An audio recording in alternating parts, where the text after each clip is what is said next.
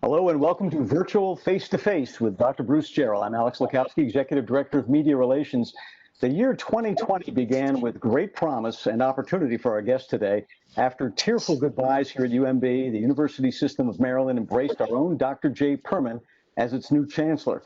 But just 6 weeks into the job, USM's 12 institutions and 3 regional higher ed centers with 172,000 students and nearly 40,000 faculty and staff were all caught in the surreal grip of a pandemic the likes of which almost no one alive has ever seen. Most of the people watching today's program are, of course, very familiar with Chancellor Perman. In his 10-year tenure as president of UMB, he ushered in a culture that honored core values, community engagement, interprofessional education, and team-based care, while somehow finding the time to still see patients, teach students, and attend to all those administrative and political duties that nobody ever really fully warns you about. That relentless energy he displayed at UMB must have come in very handy in March and April as every institution experienced a torrent of changes, restrictions on travel, clinical placements, research, in-person didactic learning, and the imposition of telework and new safety procedures. And now we're faced with the equally difficult judgment calls about whether and how to reopen things, about getting back to the kind of teaching and learning and everything else that we've all come to expect. In the last 15 days, Dr. Perman has issued 2 very important statements. The first was an explanation to the Board of Regents of his approach to education this fall, taking into account science and changing conditions that surround COVID-19, but being prepared at least to provide a very limited amount of in-person instruction where it's critical to students' education, even though, of course, most classes will certainly be online. Now, the second announcement just last week was a requirement that everyone, students and employees, returning to campus must be tested for COVID-19 at least 14 days before they arrive, with proof, of course, of a negative result. There's a lot to digest here, so welcome back, Dr. Perman. And let me remind our audience that this program is being recorded and will be posted on our COVID-19 recovery webpage, umaryland.edu/coronavirus. Now, in a little while, you'll have a chance to ask the Chancellor questions, so please look for the chat button near the bottom of your screen. It looks like a speech bubble. Use that to send me your question, and when the time comes, we'll call on you to ask that question. So please listen for your name. I'll unmute your mic for you. So all you have to do is speak up. With all that out of the way, here's your host, UMB Interim President, Dr. Bruce Jarrell. Thank you, Alex, and good afternoon to all of those who have joined us in this face-to-face discussion. As you've already seen, our guest is no stranger to this university, and Chancellor Perman, it's a great pleasure to welcome you back for this next hour. What I would like to do is start with a question that maybe is a little unusual. When I think of university presidents and chancellors and people running these big systems, I don't think of a medical doctor, a physician. I think of a PhD, someone with a doctorate in engineering or English or some kind of science or humanities. Here you are now in a job where you've got a whole lot of that kind of expertise among the campuses, and you're in the role as chancellor overseeing all these universities. Why would a physician want to be in this role, and how have you found it to be? Well, first of all, thank you. It's great to be back. I think many of you know that I continue to hold a faculty position. And of course, that faculty position is at UMB and in the School of Medicine. And I exercise the right to be a faculty member and the privilege to be a faculty member every Tuesday afternoon.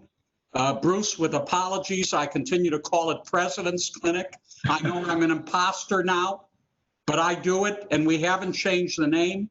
And it gives me the opportunity to work with our students, of course, virtually, using telemedicine, and to stay connected to UMB. Alex, thanks for that splendid introduction. I appreciate it. So let me come to your question. You know, we could joke around about it, and give me a minute to joke around about it, and say that the regents were brilliant. They foresaw all of this, and they thought how important might it be to have a physician at the helm. And of course, that's a huge fairy tale. Nobody saw this coming, but here I am, a physician in this role. And sure, I hear all the time, man, isn't it great that a physician is running the University System of Maryland. And I would tell you all that what I say in response is that someday, I hope soon, when this is all over, people will say, you know, you're not such a bad chancellor, despite the fact that you're a physician. I'm waiting for that and hoping for that, my friends. But now let me answer your question seriously.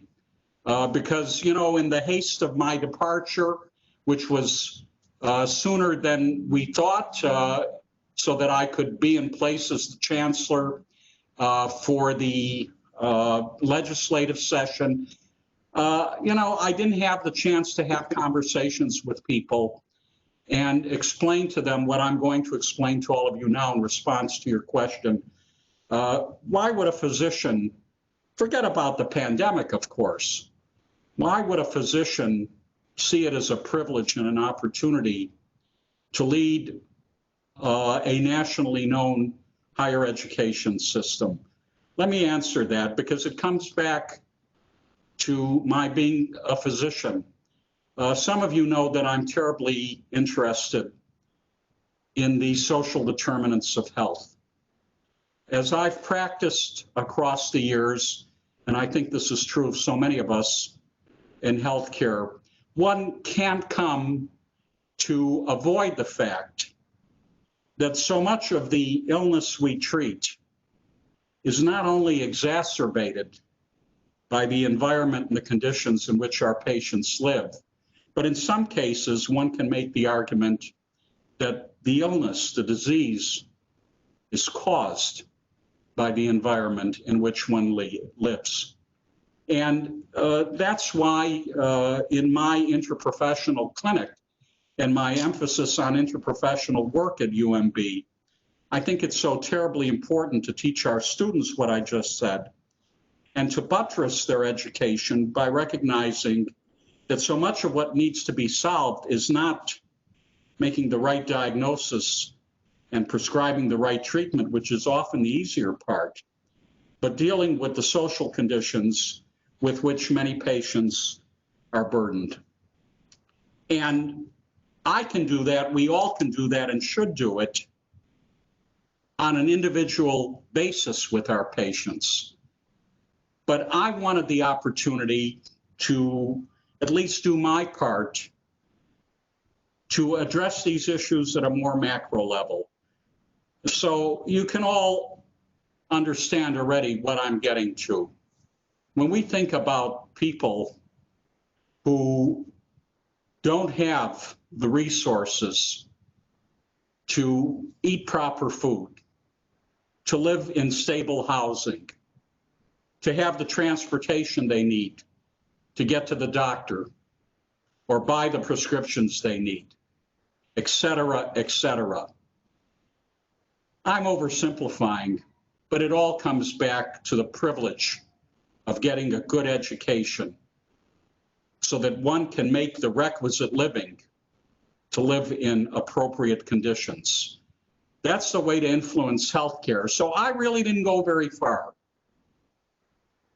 I took that desire and said, I want a platform to give as many people as possible access to the education that everybody has a right to have. I use the word right, so that they can have good health. It's all connected. Thanks for letting me give a long answer. Well, when you look at COVID-19, of course, it has a horrible and huge medical effect, but it's been a social and economic disruptor of huge proportion. And so these important topics that you're mentioning about social determinants of health, et cetera, have huge play when it comes to the COVID-19 epidemic. So I think those points are really driving home what we need to do at our universities. You know, you're going to write a book about the last and the next 6 months. It'll be a year or two period. But what are you going to write about in terms of how all of our universities just pivoted on a dime around March the 14th to become online. How do you think we did in that? How will you describe that in your book, and what did we have right and what did we have wrong? Well, let me start with not so much the wrong, but what could we have desired to do better? Sure, we pivoted quickly.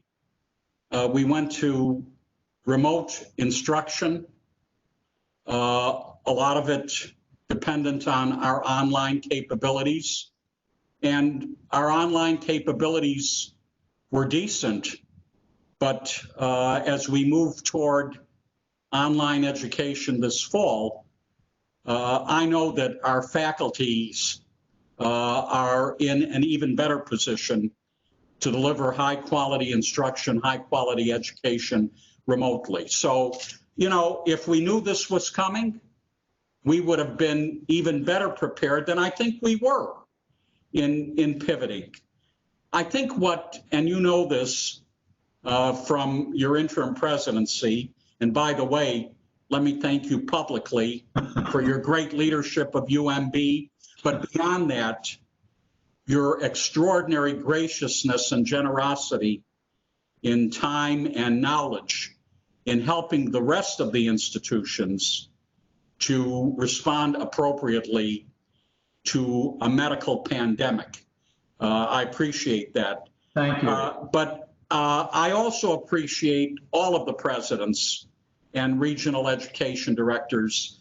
For those that don't know, there are 12 universities in the University System of Maryland and 3 regional centers, about 170,000 plus students, and about 40,000 employees, faculty and staff.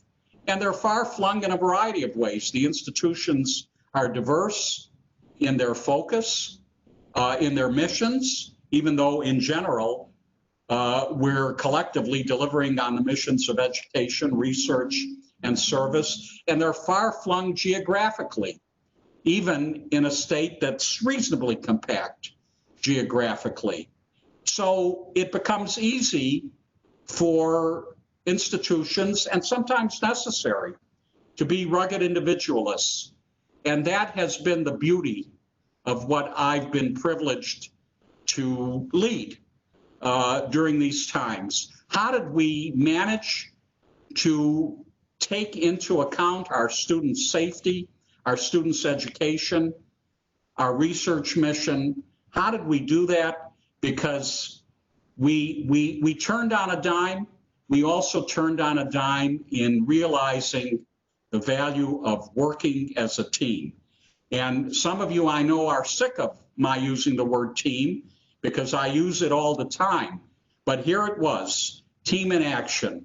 I sometimes, and you've heard this, Bruce, on the calls, remind people about a book that I love. You are talking about the book I'm going to write.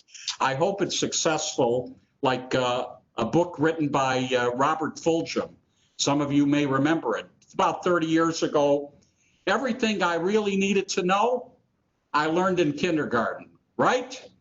And in the preface, where he lists sort of the important tenets of what you learn in kindergarten, the last one, and the one that speaks most loudly to me and is pertinent to your question, is the following. When you go out into the world, it's best to hold hands and stick together. And that's what we did in March. You can hang together or hang separately. Exactly. Quote. So definitely. So I want to remind the audience that the latter half of this is for questions that you have that you can ask the Chancellor directly. So please make sure you get them into Alex so that he can get them teed up for you. So Chancellor, I'm hearing all kinds of things around the country, different universities doing different things, different universities, it seems, taking some risks for their students and faculty, other ones being extremely conservative. What's sort of your take on what's going on? And is there any take-home message that you're getting out of watching what's happening?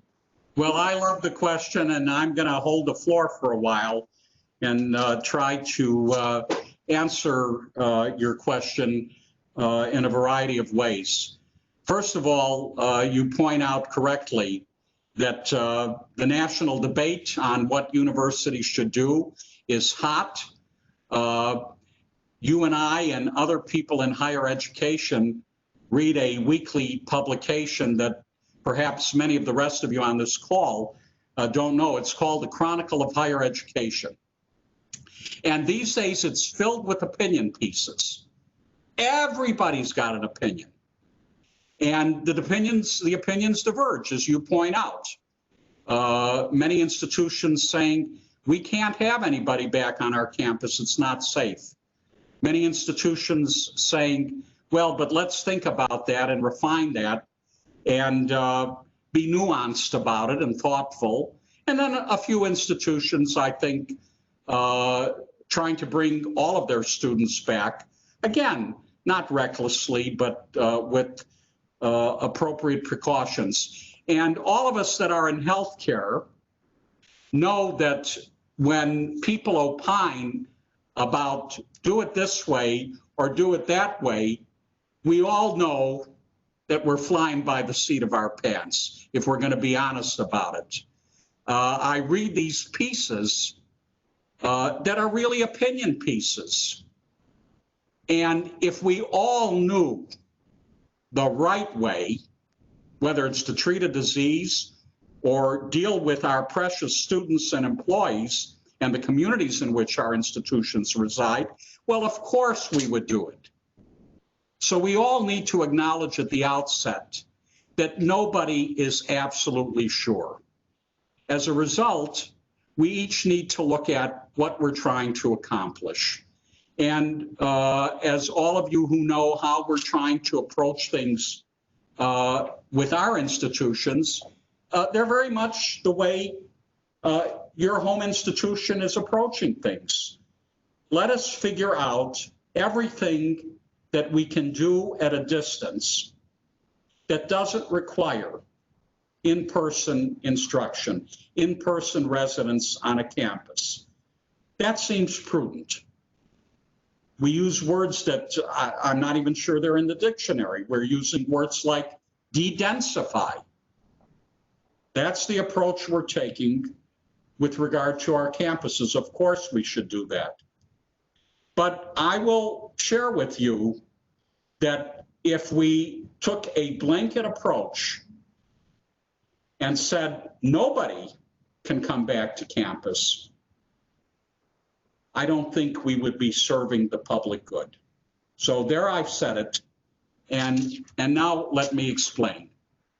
Certainly with regard to research, can we serve the public good if we completely do not return to our research activities? You've done it very well at UMB, and you've taught the rest of the system how to do it prudently, and how to do it in stages, and how to do it safely. But I think we could easily make the argument that if we said nobody comes back to campus to do scholarship, we don't serve the public good.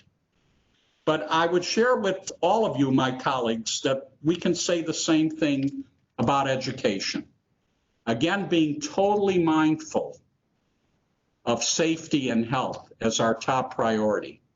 But that said, and again, I use a health metaphor, nothing we do is without risk. I acknowledge that. Nothing we do is without risk. But we also say in the same breath, my colleague, Dr. Jarrell, and others, we always talk about risks versus benefits. And we also know, we always know that there's a balance there. And who needs to come back to campus on the education side? You know, it's very easy to say the students shouldn't come back. And a parent might say, I'm not going to let my kids come back. And I would respect that. But think about other parents whose children, and I alluded to this with social determinants of health, live in vulnerable environments. They're better off on campus. actually better off on campus, if I may say it, in the midst of a pandemic. There are students in our rural areas. It's very nice to say, well, my kids, yeah, they'll stay home and we'll do it online. But what if you live in a place where you don't have adequate broadband? Is that a way to tell them to continue their education? I don't think so. And I use UMB as an example. I mentioned earlier that I do this President's Clinic, and I do it with telemedicine and virtually online. And I look at the students, fourth-year medical students, third-year medical students, nurse practitioner students, PA students. Is it good public policy that they should have no opportunity as they finish their education to have experiential learning, particularly because we're in a pandemic? And I can give other explanations like that.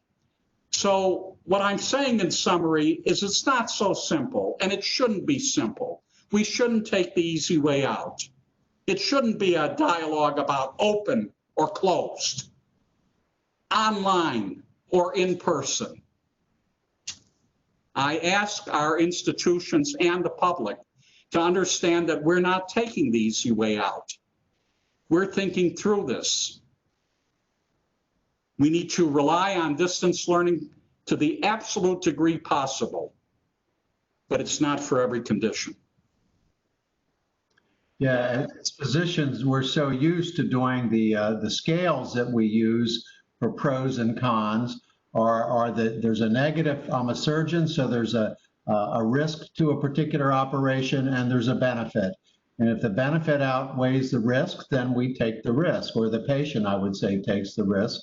Here, the balance, the scales are slightly different on ends. The risk is a medical illness. The benefit is the development as an individual, mental health of an individual, the unique needs of an individual versus all individuals. So it has to be fine-tuned. Certain students who, because of this environment that we're in, this threatening environment that we're in, if they don't come back to campus, I worry that they'll never come back to campus. Remember what I said about those social determinants of health.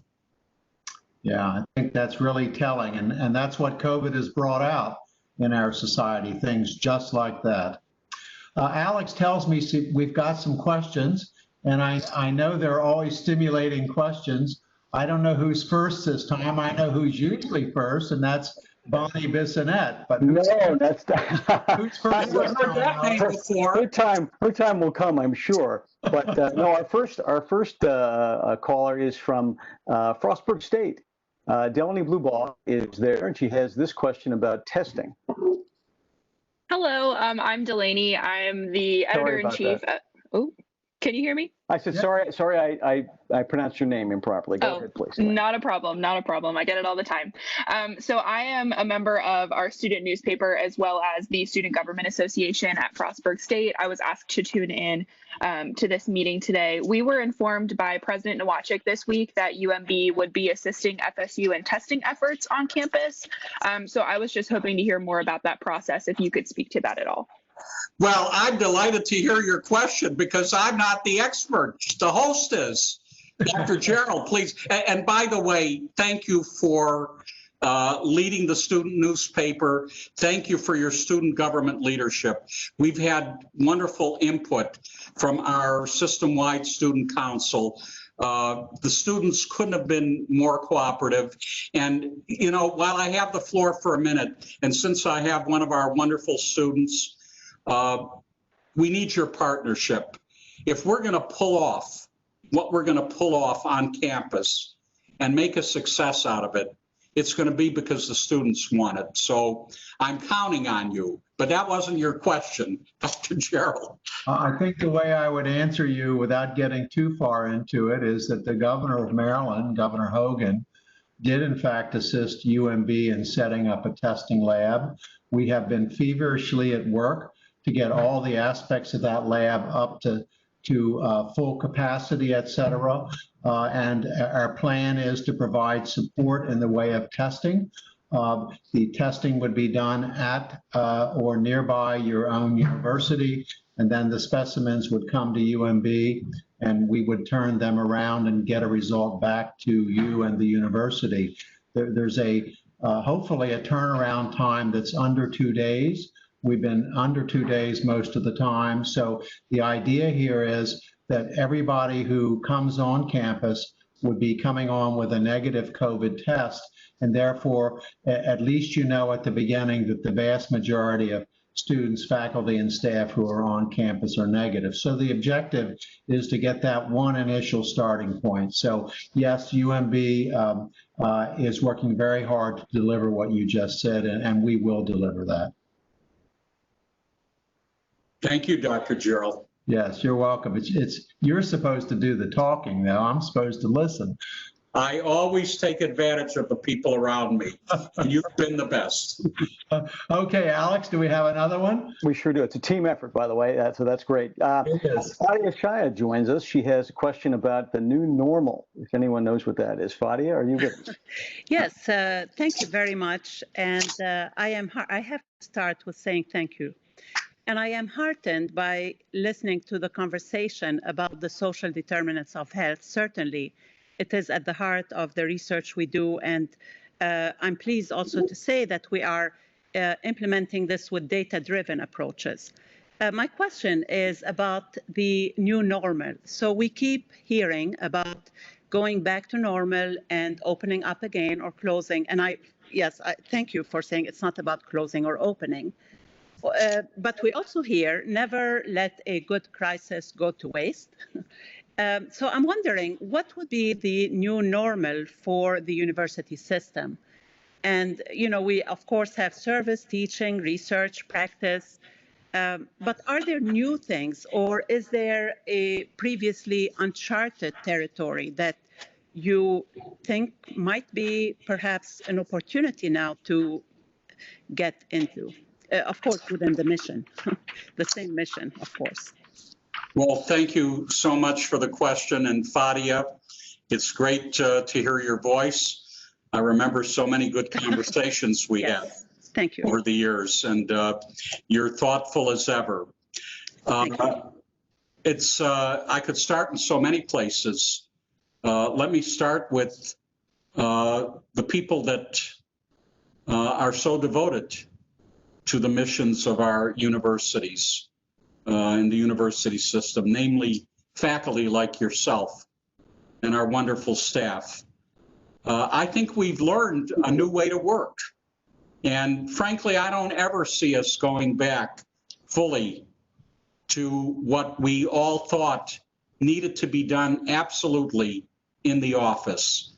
I think we're all going to find opportunities to be more flexible with regard to work hours and workplace. I think there's a great opportunity there for the world because I'm no environmental scientist, but I think we recognize just by looking at the sky over the past several months that not having us all commuting the way we were commuting in our automobiles has made a visible difference.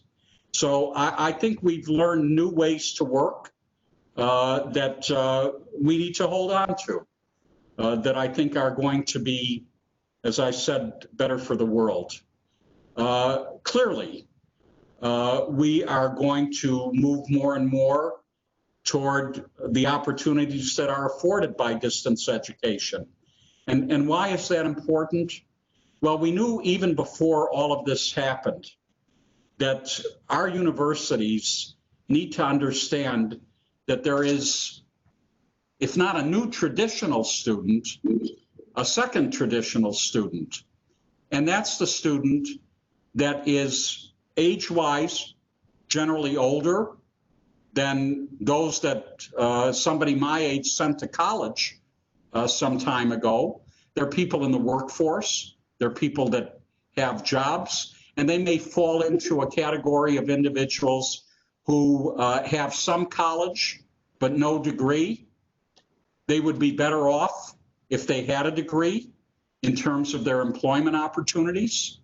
We are going to find that so many of the people who regrettably, who unfortunately are out of work now, are not going to have those same jobs to come back to.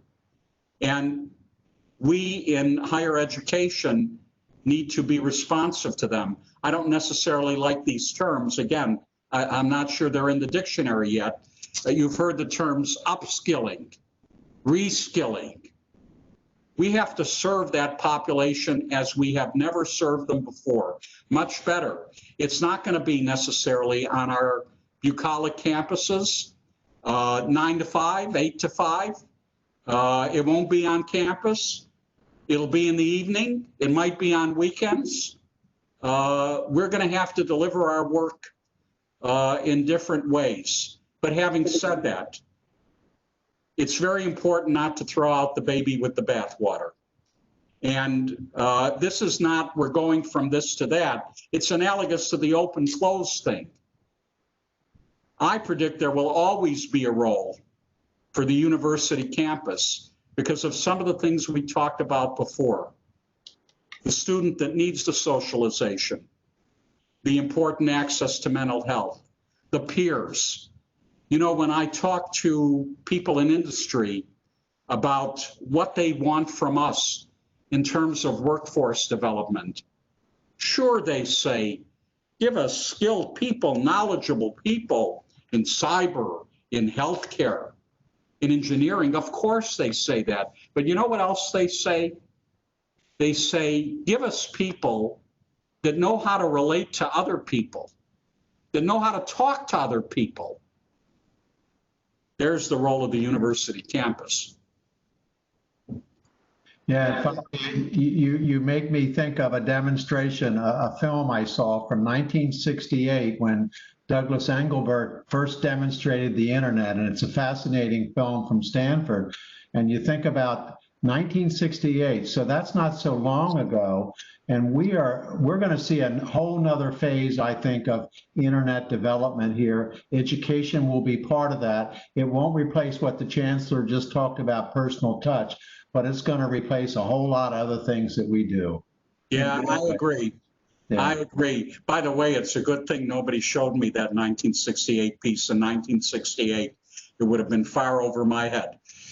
Well, actually, it wouldn't, because he did the first demonstration in a Word document of cut and paste and said, isn't this amazing? And how often do we do that? It would have amazed me.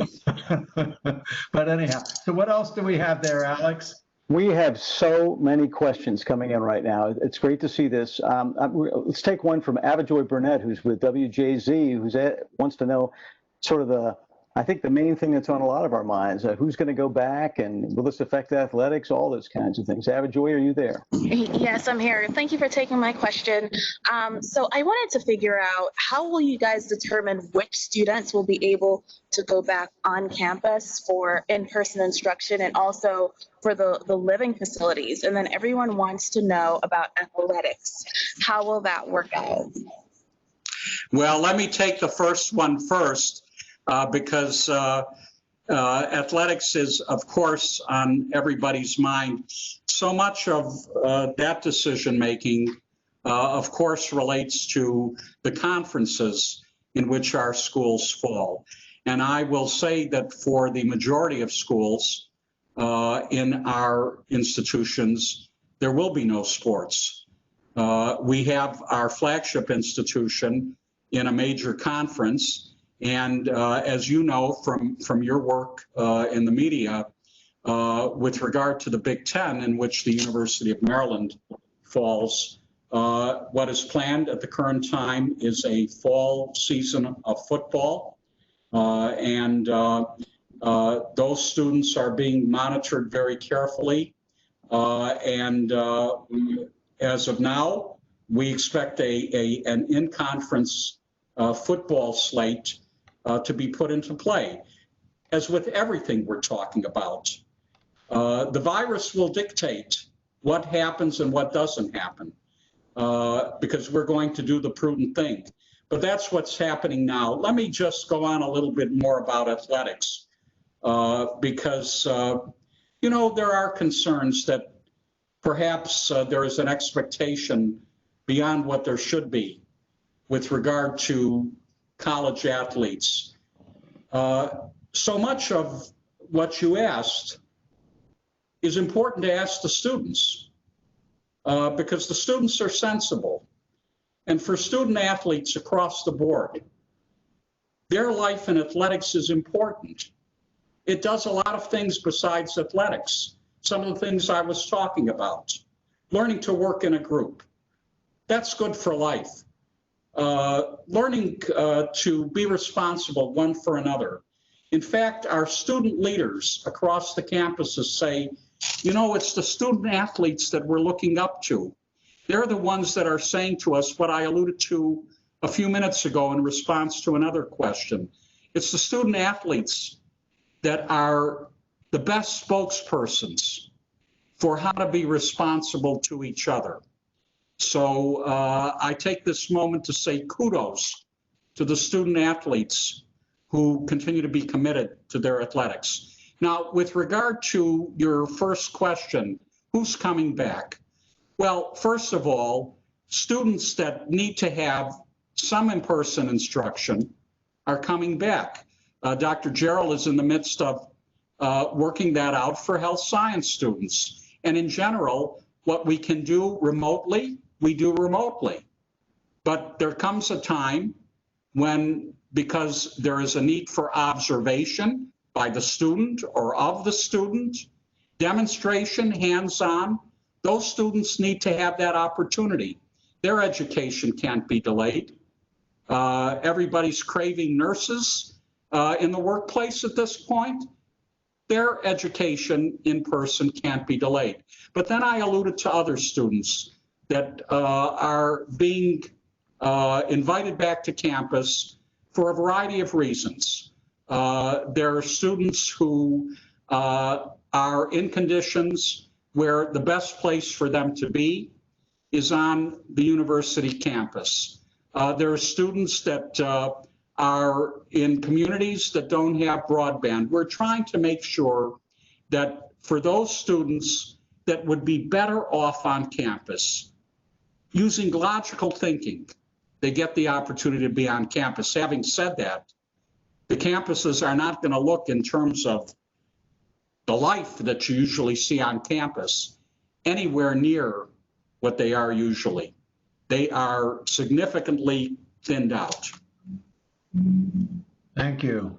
Alex, let's keep moving. All right. Well, I'm going to take a moment for a comment. I hope this isn't going to make you blush, Dr. Jarrell, but LaKanya Hamilton writes, I'm sure that during this time, many have learned a lot about the organization they work for. However, as a UMB employee, I appreciate UMB's handling of this pandemic. It makes me feel valued as an employee. Thank you for that. That was nice. Well Okay, deserved. Well deserved. We have a question from Chloe Goldberg about if there's a potential outbreak in the future. Chloe, are you with us? Yes, hi, thank you for taking my question. I'm a student reporter for the Diamondback, which is the University of Maryland's newspaper. And I was just wondering what steps universities will start to take when they see an outbreak occur on campus, and knowing that Prince George's County, which is where the University of Maryland is located, is one of the harder hit counties in Maryland. I was wondering how medical systems that are, already sort of dealing with the brunt of COVID-19 will be equipped to handle those potential new outbreaks from students. Well, it's a very thoughtful question, and I know that our leadership, our College Park family, our Bowie State University family in Prince George's County, where you're absolutely correct, the positivity rate is on the higher side of where the state average is. We're all very sensitive to that. And I would tell you that each institution within the system is finalizing, and I hate to use this term, but it's accurate, the exit strategy that we're going to have to take if we find that what we're doing is not in the best interest at any point in time of faculty, staff, students, and the community. And that will be done in conjunction, that kind of decision making, if we don't have the ability, if infection rises to a certain point, to isolate and quarantine and do contact tracing. If we're above a certain threshold, then in conjunction with local health authorities and the expertise that we've set up at UMB in an advisory capacity, then we're going to have to reverse our course, just as we did in March. We realize that. As we said earlier, nothing is risk-free. There's no such thing as no risk. We know that we need to be prepared just for the conditions that you cite. And that is the requirement for each university in the system. So thank you for your question. So Chloe, let me add two things, and that is before an outbreak, there are two other things. One, it's prevention measures. So the tougher your prevention measures are and the more adherent people are to social distancing, et cetera, the fewer outbreaks you're going to have. And second of all, if you have a monitoring system, monitoring for symptoms, the earlier you pick up symptoms in an individual allows you to know what the prevalence and what's happening on your campus, and hopefully take steps before you would define it as an outbreak. Is an outbreak one person or 3 people or 10 people? And so to me, don't forget that there's really very, very important earlier steps. Alex? Yes, well, you've touched on this question, but so many people have asked this in other venues. So I'm going to read this from an anonymous member of the audience. She writes, for staff employees who are able to do their jobs efficiently remotely, do you think there may be an option to permanently change how we do business and continue that after the pandemic is over? Well, I can't speak definitively, but that was exactly what I was alluding to. We're going to take an open-minded look at this, and it would not surprise me. It would not surprise me, nor would I be against the idea that if it's clear that the work can get done without being in the office, sure. And in fact, we've seen exactly that, and our efficiency has been excellent, and people have been highly responsible in terms of their teleworking. So I think it's a vote of confidence what we're seeing happening right now. So thanks for that question as well. Alex? All right, next up is Kimberly Carhart, who wants to know about the financial impact of all of this. Kimberly, are you there? Well, she may not be there. I can... Can you hear me? Oh, there you are. Go ahead. Okay, great. Hi, Dr. Perman. It's great to see you. Nice to hear you. I am on the UMB campus. Never had the chance to actually meet you, but I work in the Department of Medicine, and I've been on campus since 1987. Well, better late than never, huh? My question for you is, from your position in the university system, how do you foresee from a financial standpoint what the impact of finances will be, especially if this pandemic reaches into the next calendar year of 2021? For the entire system, not just UMB, I think most of us are concerned about our jobs and employment. So thank you for the question. I'll give you some numbers. The fact of the matter is that because the state needs to know, we have estimated across the system, Kimberly, that as we sit here today, with the plans that we have today, and the anticipated return of our students, whether they're online or in person, a hybrid, what have you, we anticipate that the hit, if you will, to the system for the current fiscal year in which we're in, ending next June 30th, is $425 million. That's a lot of money. About $130 million is what the state has asked us to cut from our budget for the coming year. And there are an additional $295 million in other losses. Remember, we're not like any state agency. We are very grateful for our state support. But in fact, our state support is only a fraction of the system total budget, which is over $6 billion. So in addition to losses from state support, we have losses from contracts and grants revenue. We have losses from other income that comes into the university, ancillary income. We have a variety of losses that other state agencies don't have. And we also have significantly increased expenses in response to the pandemic and in terms of what we need to do, particularly to continue our education mission at a high level. So the number is about $425 million now. If we have further crises, it's going to be lower. How are we going to deal with that? Well, you asked about jobs, and we may have to resort ultimately, and I don't mean to scare anybody, but you want an honest answer from this guy. We may have to resort ultimately to some personnel actions. That's not where we are right this minute. We're using fund balances that the universities have accumulated. We've obviously cut our expenses. We've frozen positions that we never filled.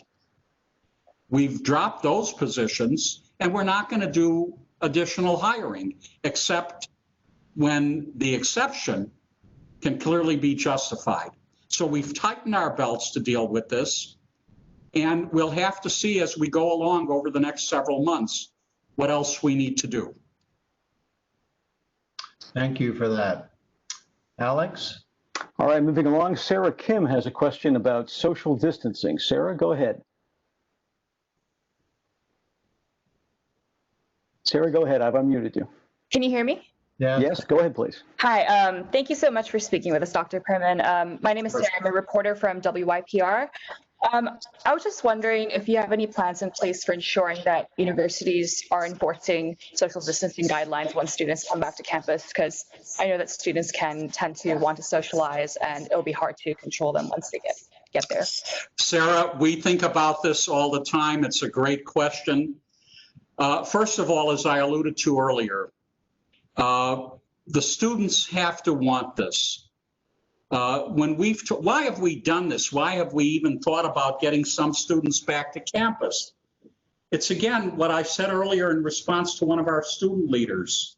We have to listen to the students. And each of the presidents has anecdotes. Each of the presidents has had town hall meetings. Please let me come back to campus. I need to use the library.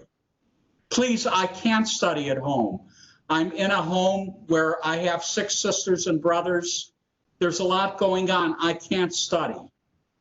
I need to come back to campus because it's not safe in my home. These are the stories we hear that we are being responsive to. Well, we want to make the opportunity. We're obligated to make the opportunity.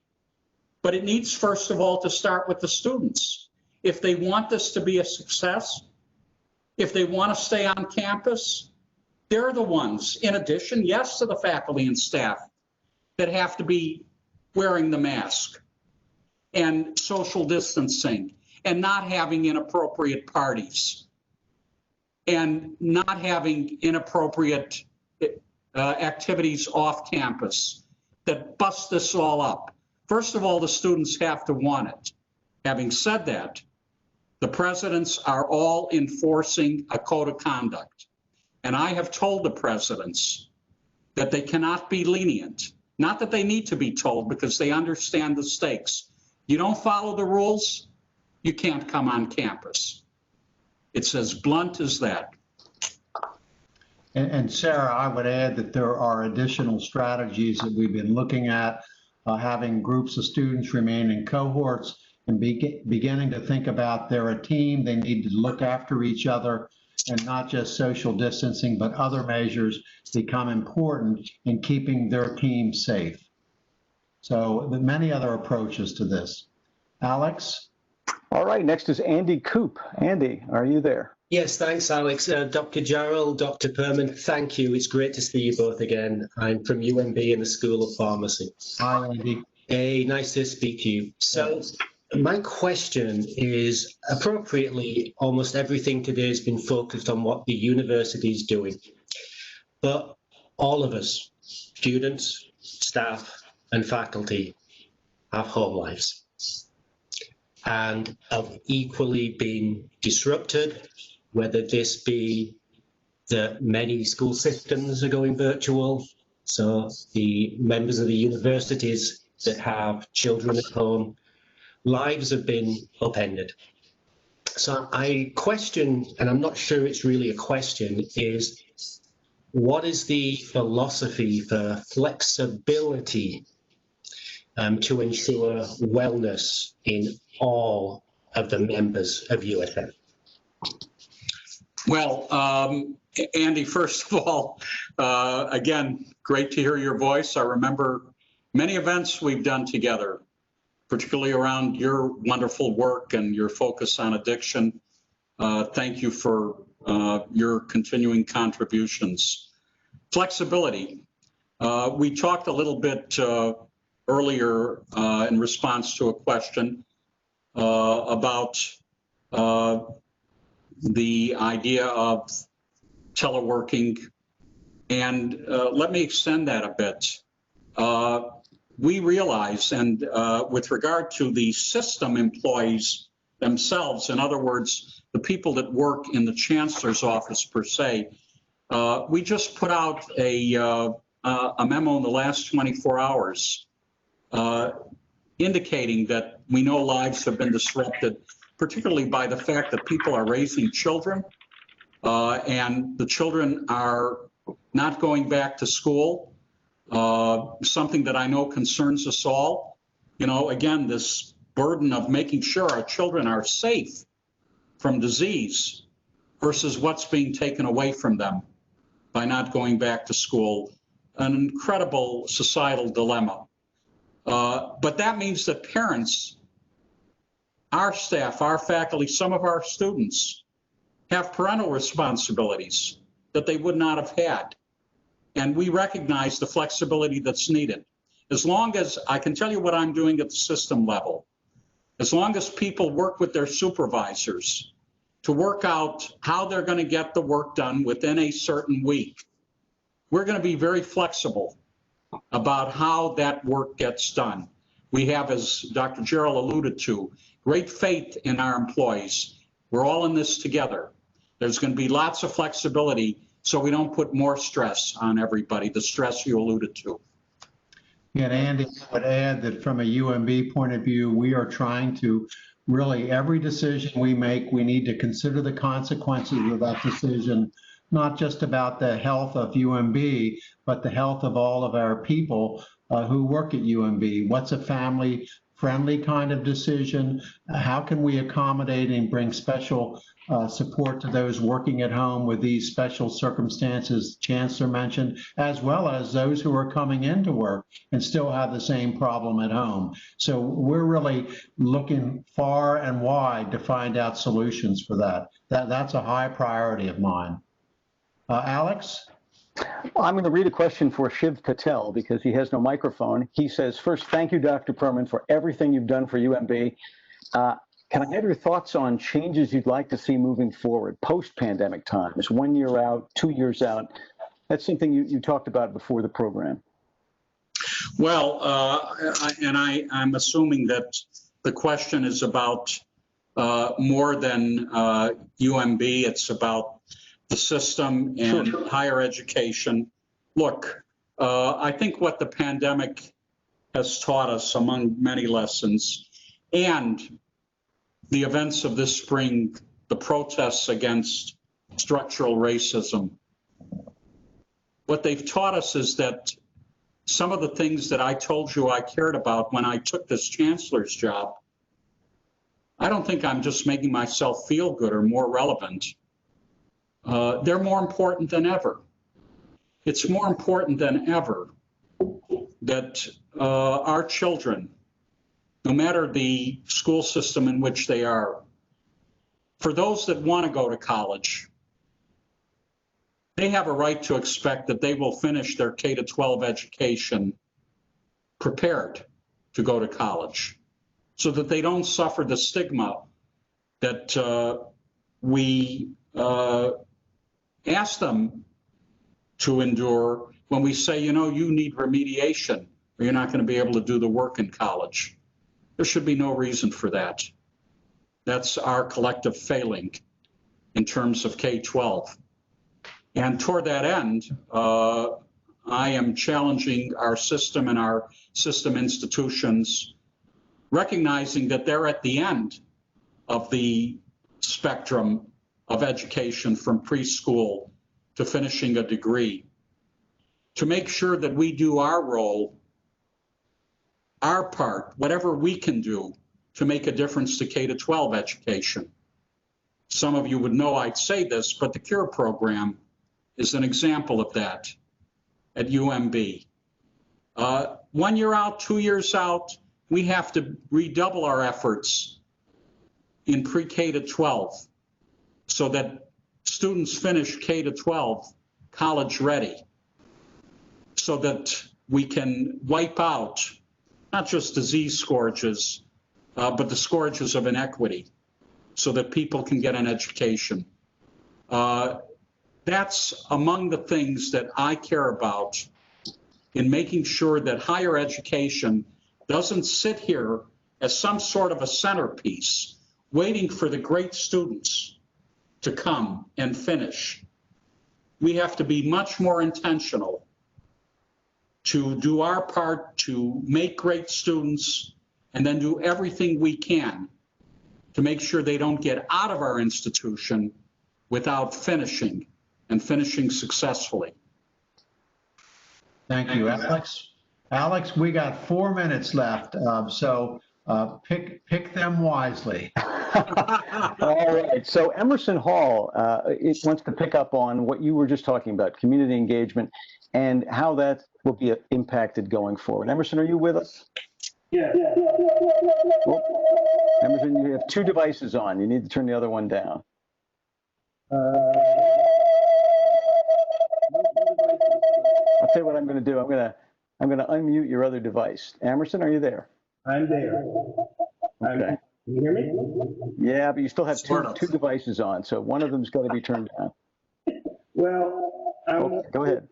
of UMB, and community engagement is, this looks like it's going to take a heavy hit in this process because so much of the work is hands-on. And I'm just curious how leadership sees how it can be effective at this going, let's say, for the next year.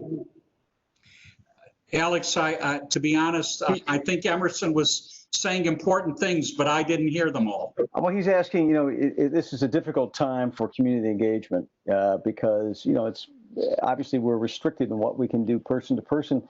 And he wants to know what your thoughts are going forward. What can we do to maintain our community engagement effort? And that's true at UMB and it's true around the system. Well, you're right. We're constrained by what we can do person to person. I was totally open about the fact that our resources are becoming increasingly constrained. But the first thing and the last thing we can do, and everything in the middle, is to say that community engagement for our institutions is not optional. It's not a frill. And it's like everything else, particularly when you're in tight times, when you're in tight financial circumstances personally or institutionally, then you got to make the hard decisions and decide what's important. And it would not surprise anybody, and I'm not embarrassed to say it, I will always maintain that community engagement is not optional. So we have to do it to the best we can during the tough times, come out on the other side, and be as committed as we've ever been. And Emerson, we've had extensive programs, even though they're not face-to-face, getting internet service in our local community, getting computers out to those students who don't have things, having a remote summer camp, having food available to individuals. So we've tried to keep the intensity up, even though it's not safe to interact with them on a personal basis. They need to hunker down the same way we need to hunker down. So I think we're about out of time unless you've got a 1-minute question, Alex. Well, we have a quick question about broadband. You know, so we're relying on broadband internet access so much more, and we talk about it in terms of helping in the community. We have a great program going at UMB. What about for staff members? For some of them, they don't have access, or it's a hardship, and yet they want to remain plugged in. They want to be able to work and participate. Is there anything that can be done for them? I'm going to give that to Bruce in terms of UMB specifics. Well, I think it's a very relevant question, and the question really has pertinence to the questions asked earlier about how long is this thing going to go on. And it looks like to me we're going to be in this for quite a while. And so I think exactly those kinds of things are things that we need to look at more intensely. We've looked at it some, but not to the depth and degree that we need to do that. So I think your question is exactly on point. I wish I had better answers, except to say we will get to that. So I guess we're out of time, Alex, aren't we? It's 3 We are, yeah. So we're over. We may have to do a repeat of this, Chancellor Perman, you know? It's very popular. Well, you know that I feel this way. It's great to be back. Well, it was wonderful having you on this. We know you're having to deal with a lot of new issues that you didn't necessarily see at UMB, but thank you for all that you're doing. We appreciate the work. It's great to be in this system. Thank you for looking after all of us, and I will invite you back in the near future. So I'll look forward to it. My pleasure. And for all the participants also, thank you very much. See you later.